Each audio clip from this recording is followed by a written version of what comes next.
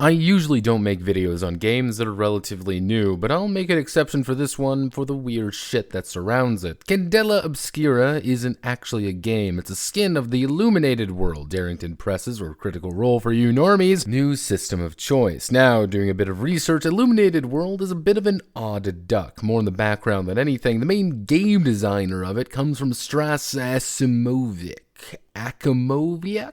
This guy, as well as Layla Adelman. Now, Strauss isn't interesting as he wrote Scum and Villainy and Band of Blades, two of the earliest Forged in the Dark games, as they were Forged in the Dark games promised by the Blades in the Dark Kickstarter and some of the few to come out, which gets stranger when you realize Strauss is also the consulting designer on Blades in the Dark proper. He's also worked with John Harper's Aegon a bit, but that's another story. These two are stuck together in a few ways. Layla, on the other hand, is an odd case. They have a history with the Ennies more than anything, and after a bit of digging, they're actually one of the founders of the NSR, or New School Revolution, under the name of Pandatheist. After a bit more digging, I uncovered that they don't actually do anything. I actually can't find any games they've written or contributed to, for that matter. This is not being smug or ignoring some 3-page indie darling. I genuinely could not find anything. They may have scrubbed it, they may have not have. Except for this NSR framework. The New School Revolution has a bit of a complicated history as well, namely that it's either directly tied to or literally just the Sword Dream movement, which was a catastrophic failure due to being so open it meant nothing to literally anybody. Even now, their website, the Bone Box Chant, is them talking about revisiting the NSR and then Illuminated Worlds a year apart from one another. So we have someone who's seemingly only worked on Blades in the Dark stretch goals, the ones that are successful anyway, and we can only assume they got paid something or nothing at all, who knows on that front, and someone who is a name that doesn't exist outside being a critic of game design who tried and failed to start a movement for new wave design, only for someone else to do it later. Alright, so we know what we're getting into, right? Because Candela Obscura is a skin over Illuminated World. Illuminated World, which plays eerily similar to Blades in the Dark, in fact, even down to the D6 dice pool tied to actions, which are skills in setting the stakes for most things. Hell, they even have playbooks with very limited options because that's cool and hip to the kids, I guess. Now, it wouldn't be fair for me just to call it a Blades ripoff and walk off into the sunset. There's some things in there, of course, such as resistances being like Forged in the Dark resistances, except they aren't, and more like a weird meta currency for a particular skill category. Oh yeah, there are other meta currencies, because each of the skill categories have drive, which dictate the amount of magic good boy points they can get a +1 die to various roles, and that shit is used for everything, which is also why the gilded actions are in place, which enable the player to recover their drive easier by not adding, but changing a die to a gilded die, and if taken, adds drive back to that category, which as of right this second, it seems that you're going to determine all of that by what your playbook dictates. Even health feels similar, as it's based on strain, except divided between body, brain, and bleed, which is just like actual standard stress and harm from Blades. Eerily so. But I'm comparing them again, and I really shouldn't. Do you know that John Harper may be involved in this project as well? We don't really know what the third-party license is going to be, because there will be one, let alone why they didn't tip their hat initially to Blades, because this isn't actually a Forged in the Dark game at all. Remember that. This is an entirely new game. Mystery, a strange little mystery. Hahaha. If the consortium is correct, expect more Illuminated Worlds in the future, but only when a brand new Critical Role miniseries is being announced. A brand new Critical Role miniseries promoting the game, selling the game, and then probably not supporting it any further than that. An endless cycle back and forth.